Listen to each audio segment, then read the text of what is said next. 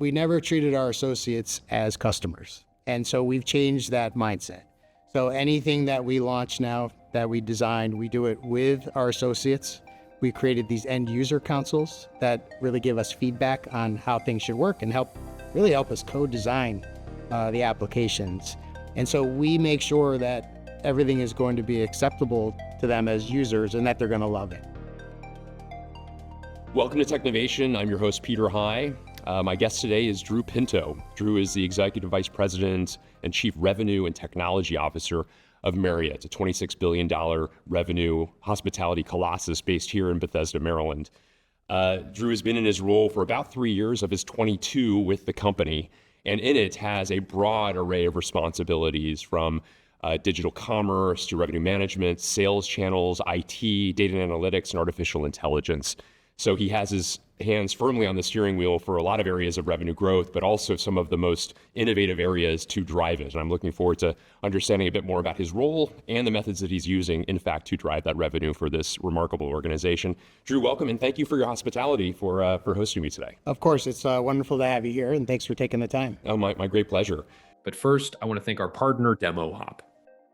CIOs are under pressure to deliver innovation faster, reduce duplicate work, and clearly demonstrate the impact of what's being built across the organization. But today, innovation happens in pockets. Great work is happening, it just isn't visible beyond the teams doing it. That's why Fortune 100 technology organizations use DemoHop.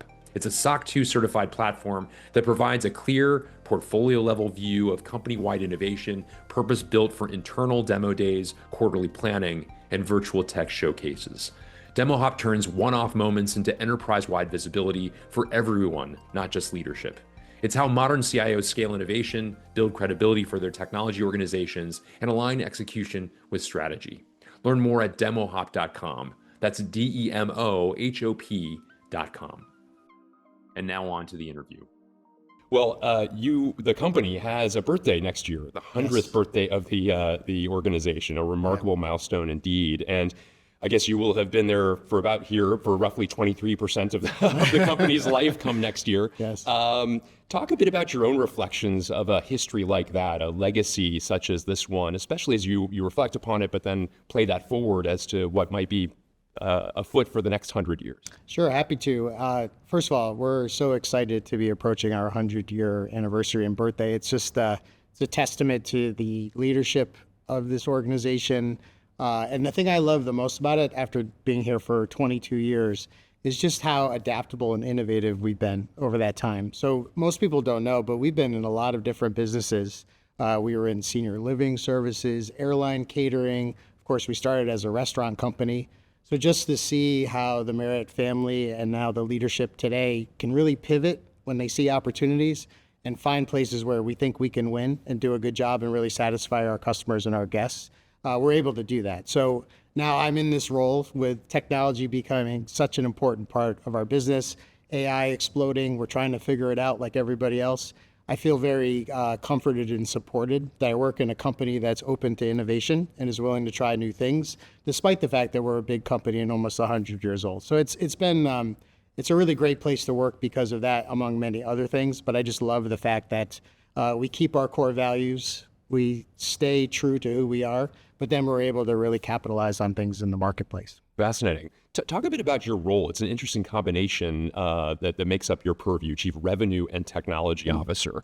Not a very common title, certainly. Right. Talk a bit about the logic of it, what's within your purview, and the advantages of having both those under a single executive. Sure. I'll give you the background and the concept behind it. I'll tell you that a little bit, but I'll tell you the truth is a little bit of is what we want to make out of it, right? Because we had an idea when it started 3 years ago, but then as things have changed and as I've learned more, we've adapted it a bit.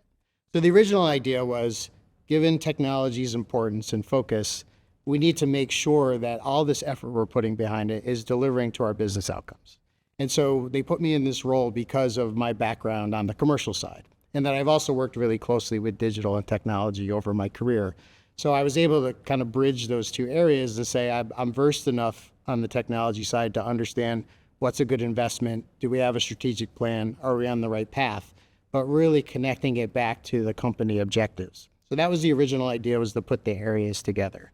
I would say how it's changed a little bit is it's still true to that principle, and I found it to be really fulfilling in that way. But more and more, I'm getting involved in things like strategic planning, capital allocation, because we need to figure out what bets we're going to place. And to do that, I need to be front and center with our other executives on the team to figure out where should we be putting that capital, and then most importantly, what return are we going to get from it. So we're trying to use very disciplined financial terms to do things that maybe aren't necessarily financially driven, but more capability driven to help us build in the future. So I found my job to pivot into that more than I planned. But I really like that part. And I think it's essential for anyone, running any type of shop like this, like technology, digital AI. You need to have a really good perspective on the other priorities of the business and make sure that your efforts and investments are really supplying what the business and the company needs. Whereas in the past, I might have been isolated about what I call like doing tech for tech's sake. And that's certainly not what we're doing anymore. And talk a bit about the team underneath you. I mentioned at the outset the diverse array of areas that are under your span of responsibilities. Presumably, you have leaders that reflect each of those areas as well. Talk a bit about how that's structured, but also talk a bit about how it works together. These and many other organizations would be silos, and I wonder how you make sure that they're operating in concert. First of all, really amazing that you remembered all those different areas. I was very impressed that you knew all the different departments under me, because it is quite a wide variety of areas. But at the end of the day, we all have a commonality of we're trying to deliver commercial results, great guest experiences, and leverage data and technology to do that. And so the way we're organized is, yes, we have different discipline functions. So we have sales, we have revenue management, we have distribution, so all our third-party distribution channels. And then we have our digital sites, data, and AI in that area, and then also technology. But what we're doing is we work very collaboratively across the team and also with our key business stakeholders to make sure that we're planning together, we're developing strategies together, we're planning out roadmaps, and then, of course, all the delivery work. One thing we're right in the middle of, is a good time for you and I to talk, is we're going to be launching a product operating model. This is something very common in most digital and e-commerce companies, but we're a large, diversified company that does a lot of different things. And so we've had versions of it implemented in the past, but not anything as sweeping or as really impactful as what we're going to do now. And so what that really means is breaking down the silos, empowering teams, having small teams with clear KPIs that can work together, make decisions, and deliver great products for our guests and for our owners in our hotels. So we're in the midst of starting that now, and that's really, it's a bit of a mindset shift for the team, but they're very encouraged by it because they've been asking for this type of model for a while. They just want to work together and do great work. And sometimes, in a big company with lots of silos, that's hard to break down. And so that's what one of my biggest focuses for 26. A lot of organizations, historically certainly, and even to this day, technology is a support organization or primarily focused on operational efficiency. And thankfully, that's changing in a lot of companies. But the extent to which tech and revenue would be combined together, I think, speaks volumes as to how this organization thinks about the possibility of leveraging technology in a variety of different ways, impacting both the top and the bottom line of the profit equation. Talk a bit about 22 years with the organization, of course, not always in this role, but the evolution of that thought process to think of technology really as a strategic weapon that could impact revenue. Yeah, absolutely. First of all, you mentioned the 22 years. One of the great things about this company is I've had several mini careers within one career. And the company has taken bets on me and put me in places where I knew some, but really had to learn in the job. And I've had great mentors and great leaders that have really supported me throughout. So you're right. While I've been here for a long time, I've done several different things, but they've all had a thread of really taking capabilities and turning them into business results. So whether I was running the call centers at one point in my career, distribution channels, it was always strategy and then what capabilities to support that strategy. So I think that's fit in really well. And in the revenue area, that's a perfect example. So again, we're making big bets. We're making some big investments. We're changing our technology all around. That needs to be guided with really disciplined thought leadership on how those results are going to pay off. And are they meeting the needs of our users and our customers? That's been a big focus of mine, is making sure that we bring technology kind of up front, like earlier in the process, where it doesn't become this discrete thing where you say, okay, here's our requirements, let's throw them over the wall and see what happens. They're integrated into the very first conversations we have about whether it's our loyalty program or geographic expansion or a new brand. We're all sitting at that table together, so we know right from the beginning what is possible. But then more importantly is, if we make this investment, what are we going to get for it? And what kind of results should we expect? And let's come up with the solutions and problem solve right there up front. So again, we're in a transition on this. I would say we do it better in some areas than others, but that's the vision of where we're going to. And it's been really great because the team is so excited to do it this way. They didn't want to ever be order takers where the requirements show up on their desk and then they have to figure it out. They've always wanted to have that commercial and customer impact and be part of that at the beginning. And so it's really encouraging to see. That's fascinating. Yours is a company, of course, that is global, but there's a lot of regional autonomy to the organization as well. Yeah. I wonder, how do you think about the balance between operating globally, but also providing that autonomy regionally to ensure that the nuances across the globe are taken into consideration as well? Work in progress. I will tell you that for sure. And probably any big company, many years ago, I used to be a consultant, worked with lots of retailers, global retailers, had the same challenge. So I think it's always a persistent challenge or question to figure out.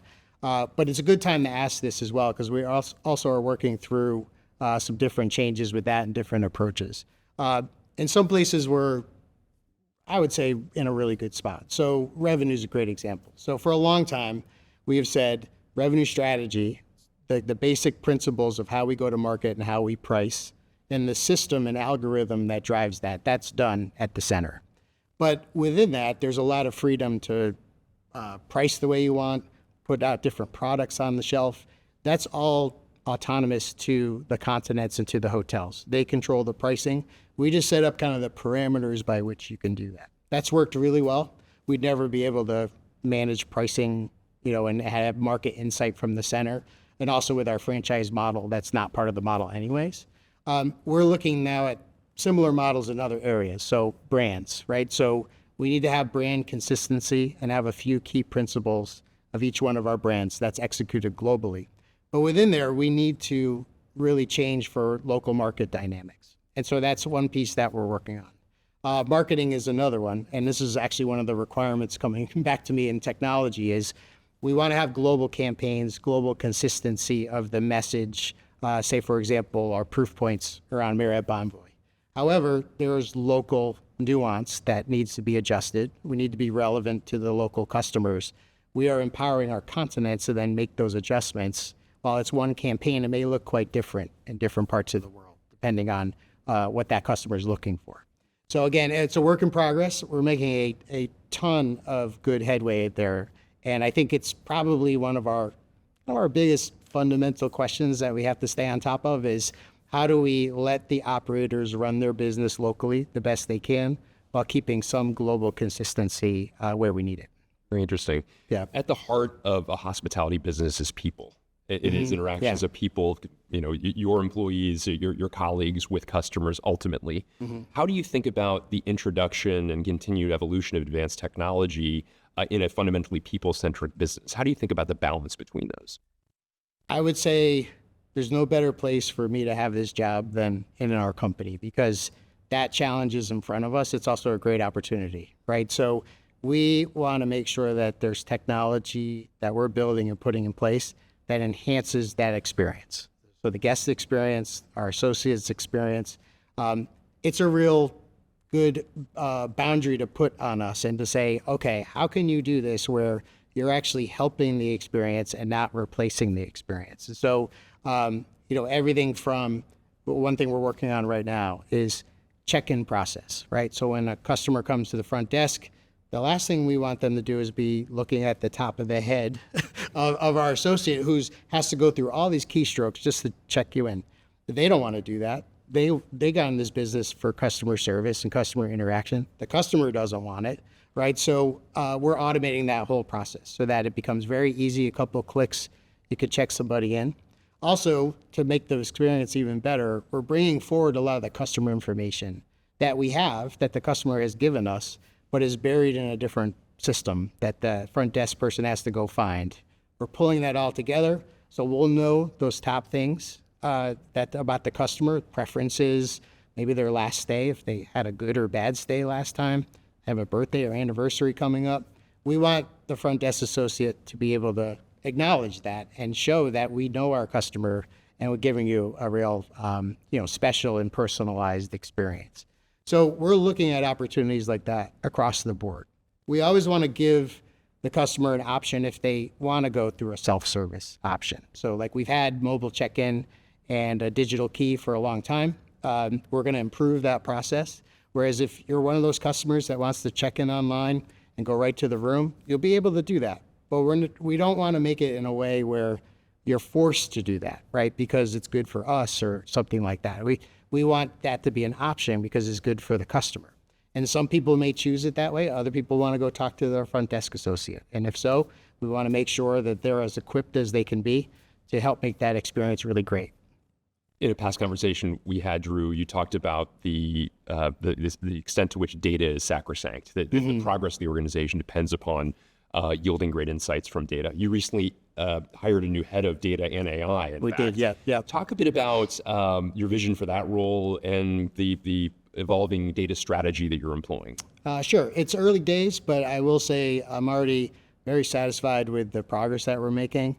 Colin Coleman is our new leader who came in from the outside. He has a lot of experience in different companies, and his perspective has been really helpful to us because we've done a lot of work in the data space. But there's still some pieces that, especially given AI and given the future expectations of things like personalization and analytics and insights into our commercial performance, there's still some gaps that we need to plug. So we're working really hard at that. We have some great plans for 26 and beyond.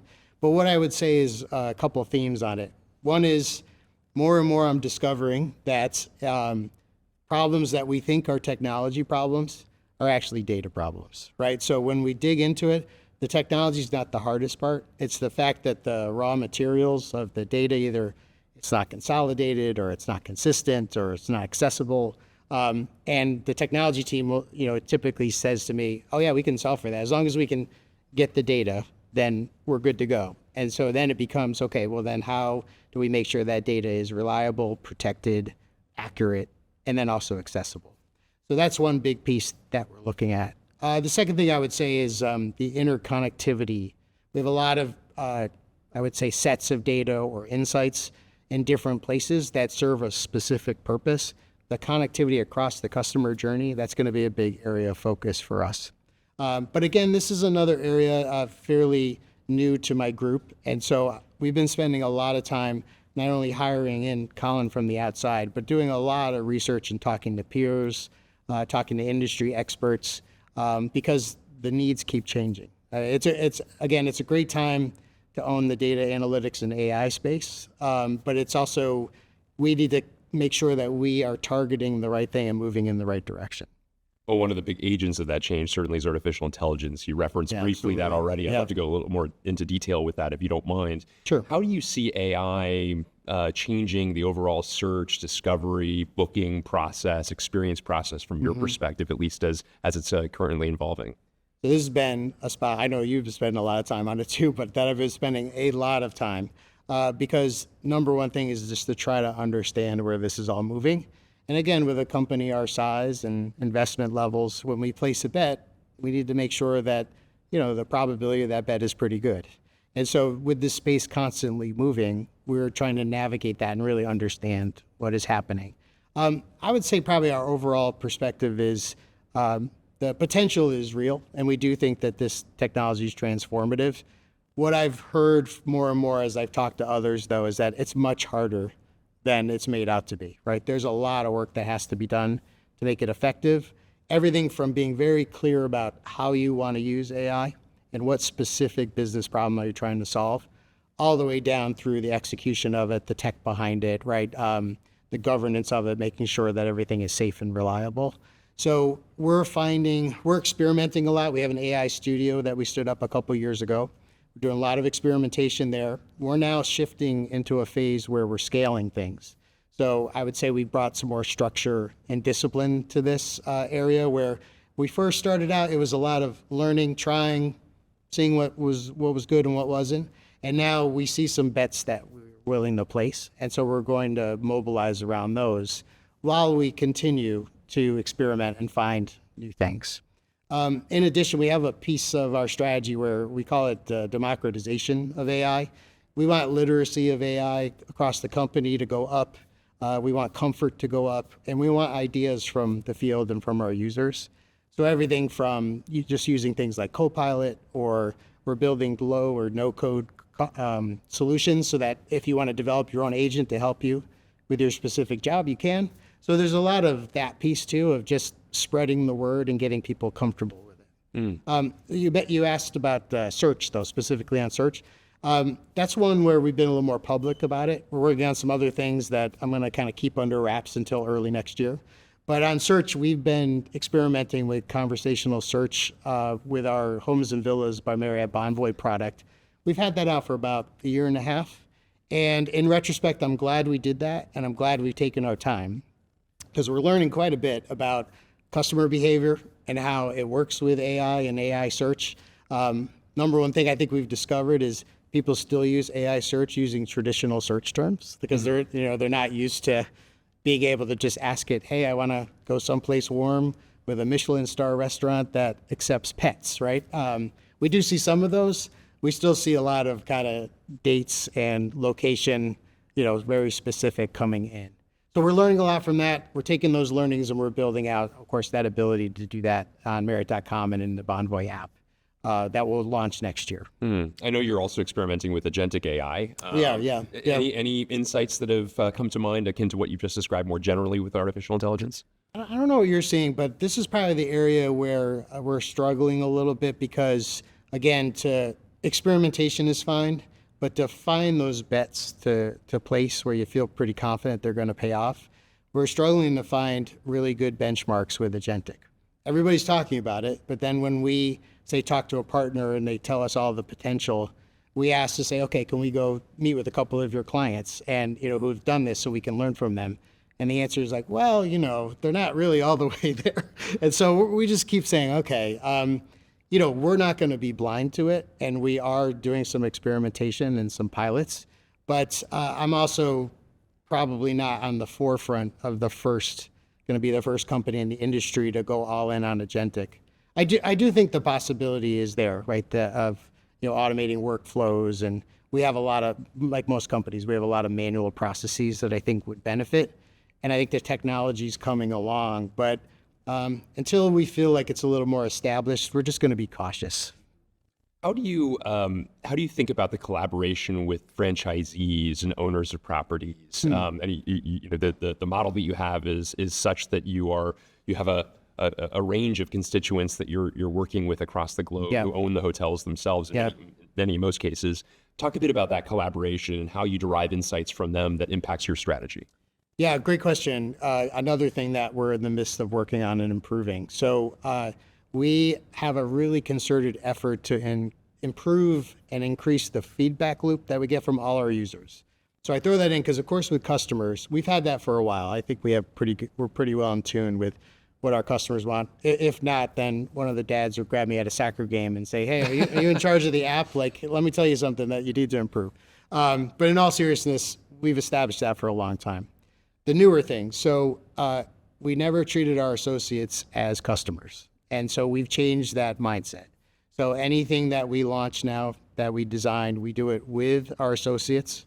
We created these end user councils that really give us feedback on how things should work and help us co-design the applications. And so we make sure that everything is going to be acceptable to them as users and that they're going to love it. Same thing on the owner and franchisee side. We're in process of improving that feedback loop, where it's not just an annual survey, or if they have an issue, they come up and submit a ticket or something like that. We want them deeply involved, giving us feedback along the way. It's been very helpful in the 2.5 years since we started to do this. I've gotten a lot of good insight from our owners and franchisees. We feel like we're much more clear about the areas that truly are gaps that need to be addressed that will really help with hotel performance and has helped us prioritize where we're investing. How do you think about broader experience in terms of, as you mentioned before, still a lot of people when they're thinking about booking, even if they're leveraging artificial intelligence tools, it's dates, it's properties, it's as opposed to perhaps a more complex set of requests. As you think about the opportunity going forward to not only provide advice on the place to stay in Miami, if that's a destination somebody has, but the various things they might do in the surrounding areas and create more of a broader experience for travel. How do you see that evolving over time? This is one of the things I love the most about what I'm working on now and what the team's working on is we are, in this part of our business, more and more, we are behaving and looking at this like a retailer. Right? We have a lot of products to sell. We have these great experiences that people travel for. And so we want to make sure that we're presenting them in a way that's most relevant to them. So it really requires a variety of components. Of course, the customer data and personalization of the experience, but also being able to have all this content at the ready and then show the right content to the customer at the right situation where they're trying to make a purchase decision. And I think one of the things our customers ask us for so much is inspiration, right? So, hey, I'm going to take my family on a summer vacation. I like sports and music. What should I do? This is where I think AI gets very exciting because that's going to be an enabler to this. But even beyond that, even if there wasn't AI, just bringing all this content forward that we have, telling them about our great places to travel, what you can access through Marriott Bonvoy, this is the really opportunity in front of us. Feel like we have great tools to work with, and now it's about how do we use those tools to present a really great experience to our customer. And so it's really fun. I think that's going to be our future. Given our brands, given our experiences that we provide, to really present that in a way that the customer can find what they're looking for and really get inspired. Drew, obviously a role like yours, you travel a lot. An advantage you have is you can be a customer of your own company. And I wonder, what lens do you put to that? And when you're out traveling either for business or for pleasure, you must have a different experience than the average person in evaluating what's going well, what could be improved. Talk a bit about that process, this advantage you have, quite frankly, of being in a business that you can actually also consume and draw insights from. Yeah, absolutely. Sometimes I travel a little anonymously, but I give myself away because not too many people ask to go behind the front desk and look at the screen of what they're working on. I have been subject to that a couple times. Also, too, our teams do amazing jobs at our hotels. But I also realize the heroic nature of those jobs and just what is asked of them and how they deliver this exceptional service. And so I'm extremely understanding to them. If there's a service issue or something goes wrong at the hotel, I'm extremely open-minded about it because I know what great service they deliver all the time, sometimes despite the tools that we've given them, right? So that's number one. But then two is, if I'm not traveling anonymously, I typically find the GM or the director of revenue, and I always ask how business is, right? And I always want to know what occupancy is at night and any customers, any big accounts that have entered or exit the market, concerns with competitors. It's a lot of things like that.